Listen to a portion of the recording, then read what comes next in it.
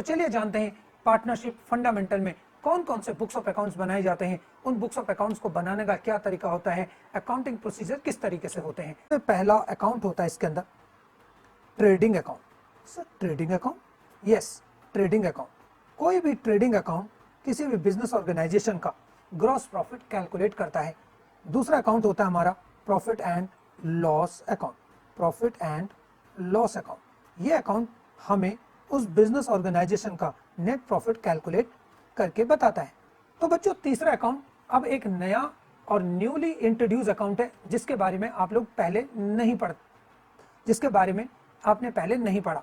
इस अकाउंट को हम लोग बोलते हैं profit and loss appropriation account. Profit and loss appropriation account. Sir ये एक नया अकाउंट लग रहा है। बिल्कुल बच्चों, ये एक नया अकाउंट है। और चौथा यहां पर हम बनाते हैं partners capital account. Partners capital account, और उसके बाद है फिर हमारे पास बैलेंस शीट। यानी अगर हम देखें तो पार्टनरशिप के अंदर ये अकाउंट्स बनाए जाते हैं। अब ये उसके बुक्स ऑफ अकाउंट्स हैं, लेकिन अब सवाल ये उठता है कि trading account gross profit calculate करता है, प्रॉफिट एंड लॉस अकाउंट आपका नेट प्रॉफिट, और इन्हें बिल्कुल उसी तरीके से बनाया जाता है जो आपने क्लास 11th में समझा। क्लास 11th में भी हमने इनको समझा। इसका मतलब है अगर ये अकाउंट्स बनाए जाते हैं तो किस तरह से अकाउंटिंग सिस्टम चलता होगा, मैं अब आपको थोड़ा सा इसे समझाना चाहता हूं। सबसे पहले बच्चों जो ट्रेडिंग अकाउंट है वो बेसिकली आपका ग्रॉस प्रॉफिट कैलकुलेट करता है। ये अकाउंट आपके लिए कैलकुलेट करता है ग्रॉस प्रॉफिट। ये ग्रॉस प्रॉफिट ट्रांसफर होता है आपके प्रॉफिट एंड लॉस अकाउंट के अंदर। So profit and loss account के अंदर इसका जो प्रॉफिट है उसे ट्रांसफर कर दिया जाता है, और ये प्रॉफिट आ गया यहां, यानी बाय ग्रॉस प्रॉफिट। इसके बाद आप यहां से कैलकुलेट करते हैं नेट प्रॉफिट। अब सोचिए नेट प्रॉफिट जब यहां से आता था तो क्लास 11th में आप क्या करते थे। क्लास 11th में ये सारा का सारा जो प्रॉफिट था बच्चों, ये जो प्रॉफिट होता था ये आप लोग भेज देते थे बैलेंस शीट के अंदर। ये प्रॉफिट आता था आपके बैलेंस शीट के अंदर, यानी जो नेट प्रॉफिट था वो बैलेंस शीट में आता था।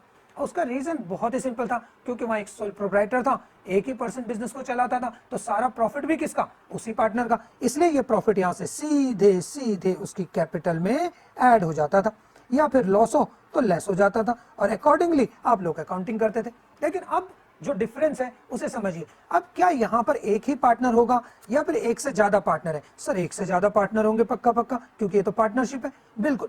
और जब एक से ज्यादा पार्टनर होंगे तो जो प्रॉफिट हुआ है उस प्रॉफिट का एप्रोप्रिएशन यानी उसका डिवीजन कैसे किया जाएगा, ये भी तो समझना पड़ेगा। सर बिल्कुल, इस बार तो कई सारे लोगों के बीच में इस प्रॉफिट को डिस्ट्रीब्यूट किया जाएगा। तो इसके लिए अब एक नया अकाउंट यहाँ पर इंट्रोड्यूस हुआ है, और इसका नाम है, एक प्यारा सा नाम है इसका, profit and loss appropriation account. यानी ये प्रॉफिट का बंटवारा यानी एप्रोप्रिएशन करके बताएगा। ये प्रॉफिट किस पार्टनर को कितना और हम लोग कैसे कैसे डिस्ट्रीब्यूट करेंगे। यानी ये प्रॉफिट अब आपका आ गया इस अकाउंट के अंदर, तो यहाँ आएगा बाय नेट प्रॉफिट। सर ये जो इसमें नेट प्रॉफिट आ रहा है ये तो पक्का P&L से आ रहा है। बिल्कुल। तो इस तरह से P&L से इसके अंदर प्रॉफिट पहुंचा। फिर यही प्रॉफिट अब पार्टनर्स के बीच में इसकी स्लाइसिंग होगी, यानी उनके बीच में डिवीजन होगा, और फिर किस पार्टनर को कितना प्रॉफिट दिया जाएगा वो इसके अंदर बंटवारा यानी डिवीजन करके बताया जाएगा। इसका मतलब है जब इनके पार्टनर्स के बीच में इसका डिवीजन होगा तो फिर एक और पार्टनर्स कैपिटल अकाउंट बनेगा। बिल्कुल सर, पार्टनर्स कैपिटल अकाउंट भी बनाने पड़ेंगे, क्योंकि हर पार्टनर का क्या कैपिटल कंट्रीब्यूशन है, उसमें कितना एडिशन हुआ, पार्टनर ए, पार्टनर बी, और इसी तरह से कितने भी पार्टनर हो उनके लिए इस अकाउंट को बनाया जाएगा। यानी इनके जो प्रॉफिट्स वगैरह हैं वो सारे इस अकाउंट के अंदर यहाँ से ट्रांसफर होंगे, यानी वो इस अकाउंट के अंदर ट्रांसफर होंगे बच्चों।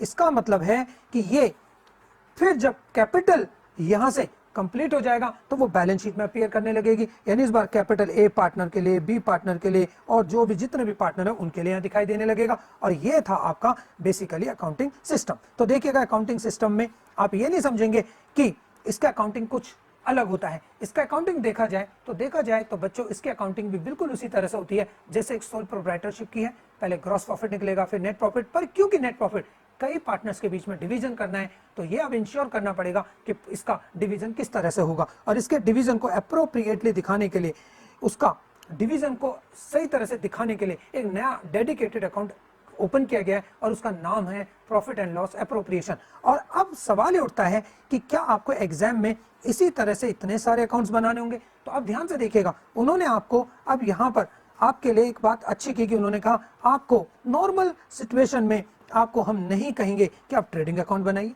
मतलब अगर वो कहेगा तो बच्चों ऐसे ही बनाना है, लेकिन वो आपसे यूजुअली और नॉर्मली यानी ज्यादातर क्वेश्चंस में या कहें कि वो नहीं कहता कि ट्रेडिंग अकाउंट बनाओ, पर अगर बनेगा तो उसी तरह से क्लास 11th के जो रूल्स थे ट्रेडिंग अकाउंट बनाने के वही इसमें एप्लीकेबल होंगे। Sir profit and loss account शायद वो भी आपसे नहीं कहेगा कि आप इसके अंदर इसको भी बनाओ, क्योंकि ये प्रॉफिट वो आपको ऑलरेडी कैलकुलेट करके देगा नेट प्रॉफिट, और जब नेट प्रॉफिट गिवन होगा तो फिर इसका मतलब हमारा स्टार्टिंग जो होगा वो होगा ट्रेडिंग, वो होगा profit and loss appropriation account से। यानी आपको जो अकाउंट मेनली बनाना है वो बनाना है profit and loss appropriation account. तो जो फर्स्ट अकाउंट इसका हमें बनाना है वो है profit and loss appropriation account.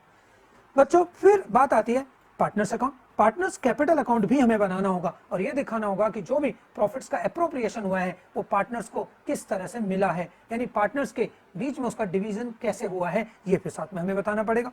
बिल्कुल ठीक। और सर बैलेंस शीट वो आपको पहले टॉपिक यानी फंडामेंटल्स में वो कहता है चलो कोई बात नहीं, आपको बैलेंस शीट की भी अभी जरूरत नहीं है, ये हम आपसे आगे पूछेंगे, यानी बनेगी ऐसे ही, पर वो आपसे पूछ नहीं रहा, ये उसका फोकस में अभी नहीं है। तो मतलब देखिएगा जैसे इस समय फोकस में अगर मैं इनको लिख रहा हूं, बन तो सभी रखे यहाँ पे, लेकिन जैसे दिख रहे हैं तो बस आपको उसी तरह से अकाउंट्स के फोकस में उसने दो ही अकाउंट को यहाँ पर लिया है, और वो दो अकाउंट है आपके profit and loss appropriation account and partners capital account. तो ये दो अकाउंट आपको मोस्टली इस फंडामेंटल टॉपिक के अंदर बनाने हैं।